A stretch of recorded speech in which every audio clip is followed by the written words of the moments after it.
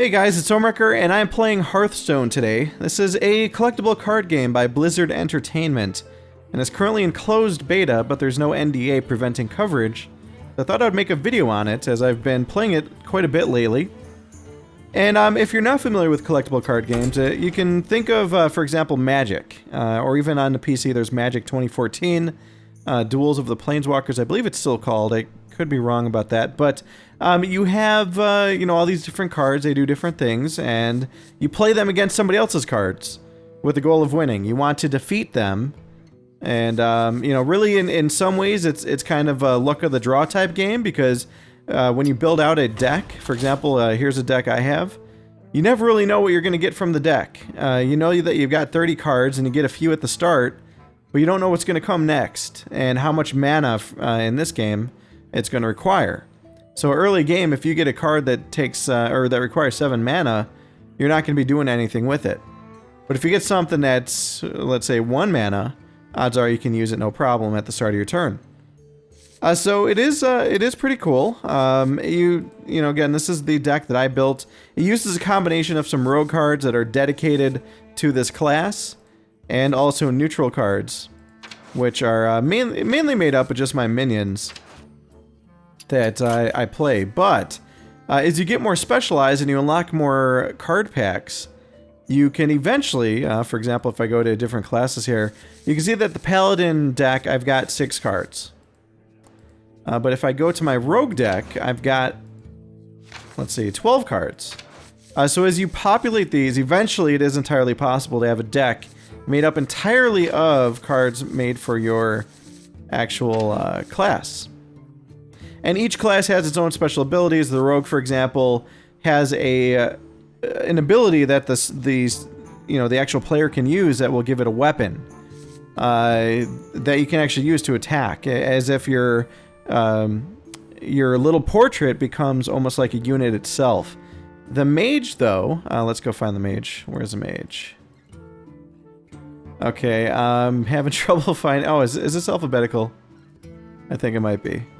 Alright, so yeah, here we go. The Mage, its special that it gets to use, if you so desire, is a fireball that does 1 damage. I believe the Warrior has something that gives it armor and attack. I'd have to double check on that. But there are, you know, bonuses to each different class beyond the cards. There's also, like, the specific class ability, which helps mix it up a little bit. Really, the only thing I don't like is just the fact that the neutral cards are shared by all decks.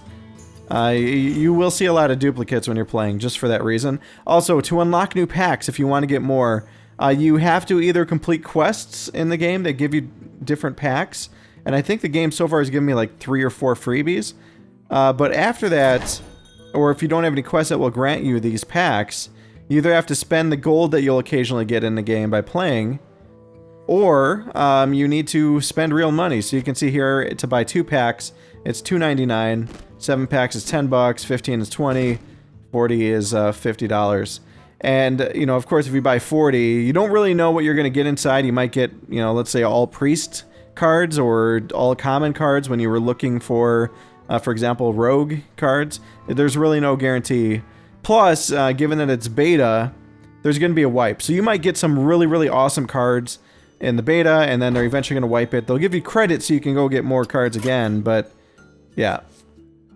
Okay, so I've probably covered, I think, the front end quite a bit here, to the point that, let's see, what do I want to show you guys next?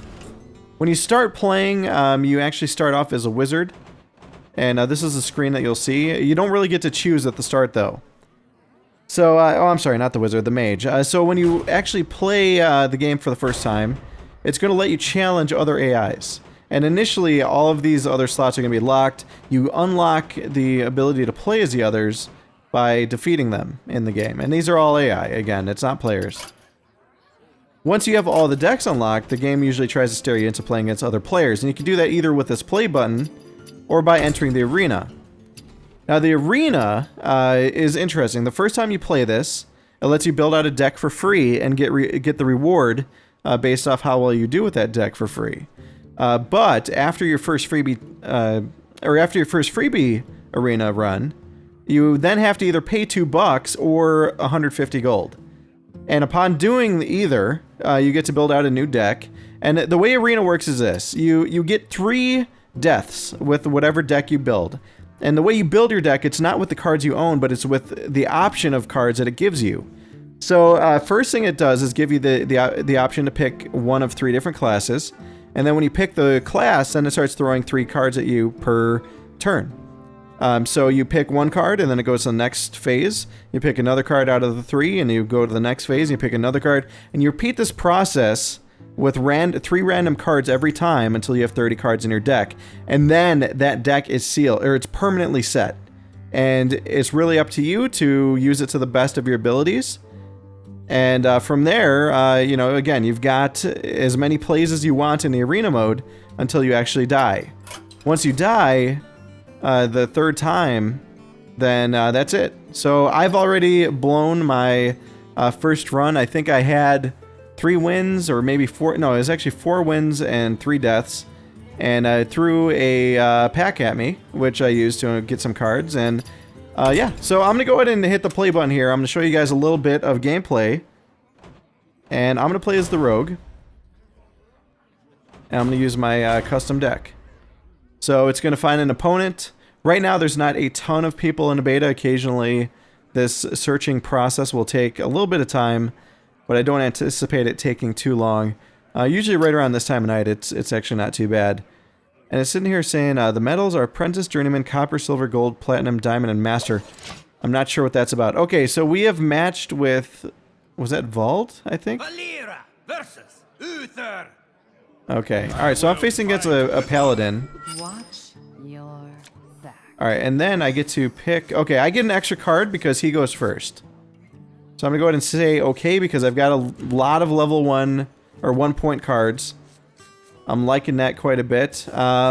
These 2 are buffs for my weapon. There's the weapon I was talking about that I can get. It's called Dagger Mastery. And actually, I could summon that right now if I really wanted, or I could bring out a Voodoo Doctor. I'm going to save this Voodoo Doctor till I get damage, so I'm going to go ahead and use this, get an extra point of mana, and pull out my weapon. Alright, I'm going to go ahead and end turn. Now, he's got a Taunt card out. Taunt means that I can't attack anything until I take this card out. So if he has 2 other creatures on the board and one of them is really scary, then I'm screwed until that card is gone. So he just did his first point of damage on me.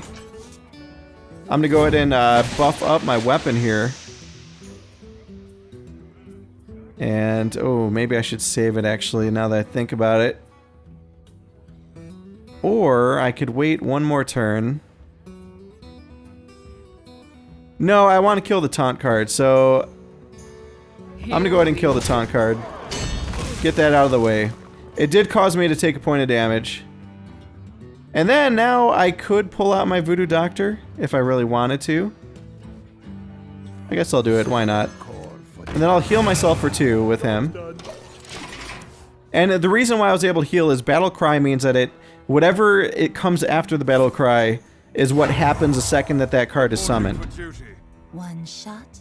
If you see Death Rattle, then that means that comes out. Oh god, I just took damage. Death Rattle means that when they die, that's what comes out. Oh shit. Okay, so this is actually probably the better choice for me right now. So I'm gonna go ahead and kill all his creatures all at once. And that also allowed me to go and grab a card. And he just said thank you. Why did he say thank you? Alright, question is, do I want to go for this? Yeah, we'll do it.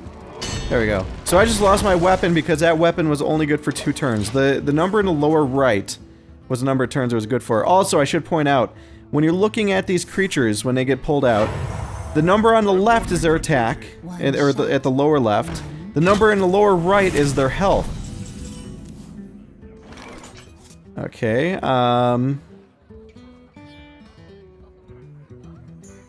alright, I could summon... Yeah, I'm gonna go ahead and summon my weapon again. I'm gonna pull this card out. Okay, which one do I want to kill, or do I want to just go for hero damage? I guess I'll kill one. Thank you. I don't know why he keeps saying thank you. This is really weird. Alright, I'm gonna buff my weapon. And I'm gonna skip my turn because here's why. If you look at my special, it says that if I already have a weapon, I can give my weapon +1 attack. So I'm gonna save it, that way I've got 2 strikes with buffs. So we'll see what he does now. If he doesn't have a taunt card, he's actually gonna be taking a lot of damage soon from me. Also, I like this a lot. This... Oh, God. Well, that's really scary.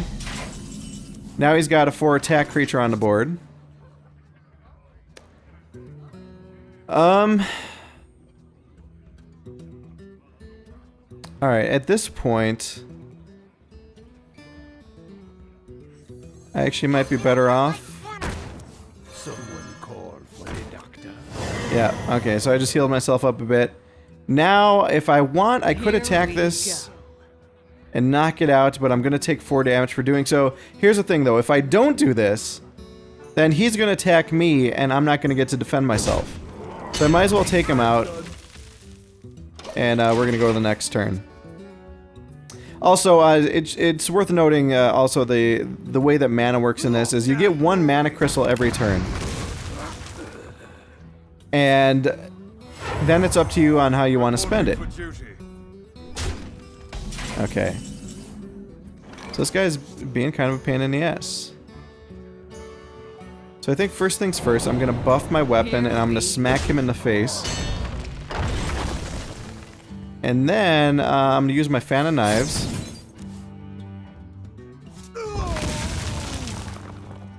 I'm going to... Thank you. I could kill his creature.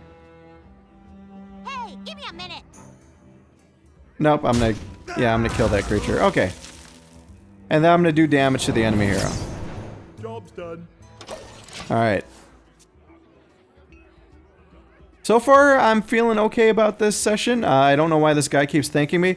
Another thing is you can't communicate with, like, little taunts here. I haven't found a way to actually type yet.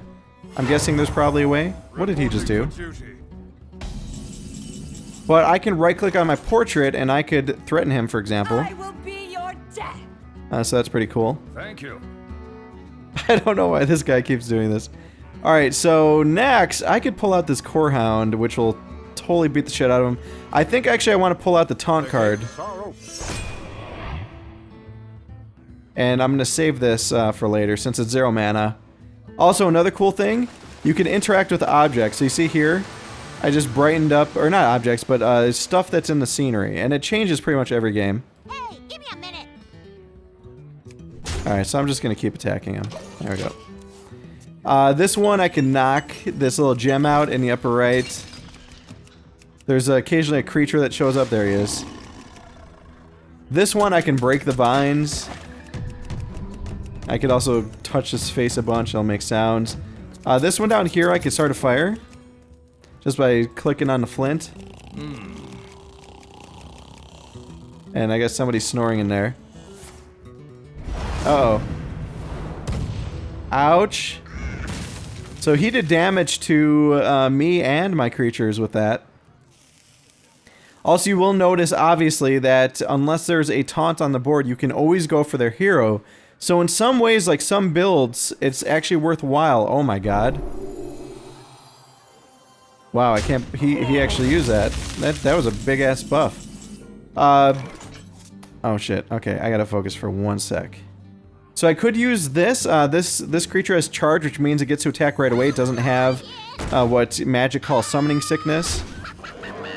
I can also summon my weapon in case I need to use it, and I guess we'll go ahead and smack him with it. Job's done. Okay, and we're all done. And as I was saying, you can attack the hero and just go all in on them. Alright, this is good. This creature, unless he takes him out, I could kill this taunt creature pretty much like right during or at the start of my next turn. Reporting for duty. Okay, he has nothing to deal with this. So, first things first, let's see. Oh, I could pull out this Cobra. That's kind of scary for him. That means I can kill anything. I could also destroy an enemy minion right now. Oh man, what do I do? I'm gonna destroy this taunt card.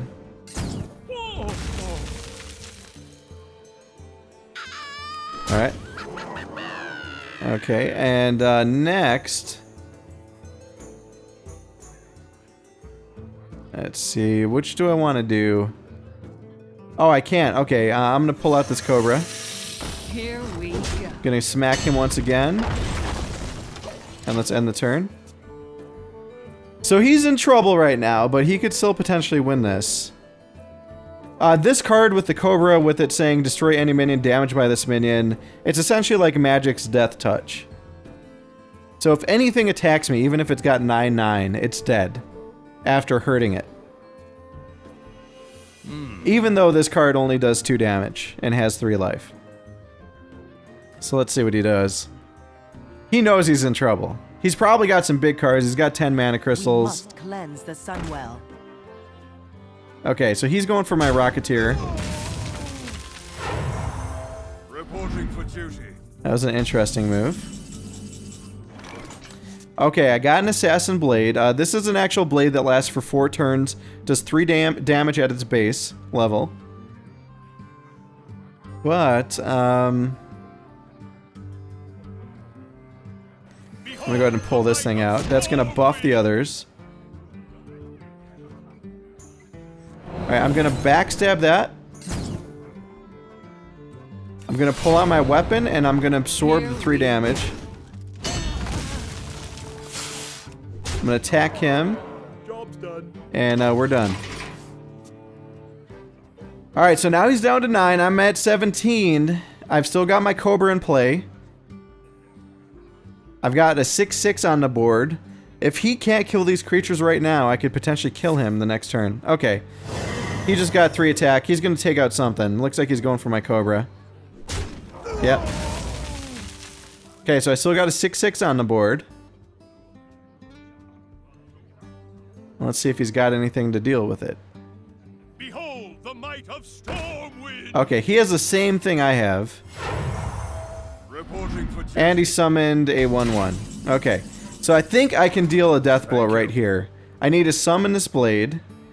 First thing I'm going to do is attack him. Summon this weapon.